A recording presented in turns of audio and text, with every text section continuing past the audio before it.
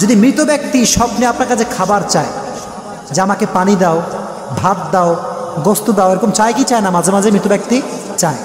যদি চায় বুঝতে হবে যে আসলে মৃত ব্যক্তি ভালো নাই। কি নাই? জোরে করেন, কি নাই? সেক্ষেত্রে করণীয় কি? সেক্ষেত্রে আপনি যে কাজটি করবেন সেটি হচ্ছে মৃত ব্যক্তির জন্য কিছু গরিব মিসকিনদেরকে দাওয়াত দিয়ে এনে খাওয়াবেন। পারা যাবে ইনশাআল্লাহ? জোরে করেন ইনশাআল্লাহ।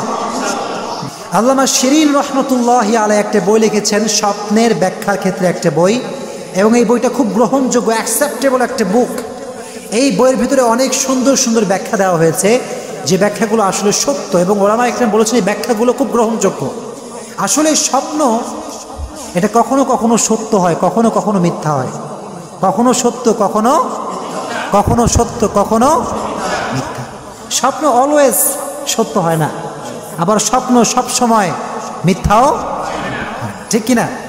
এজন্য স্বপ্ন দেখলেই আপনি ভাববেন না যেটা আমার সঙ্গে হয়েই ছাড়বে, এরকম কোনো ভাবার আশঙ্কা নেই।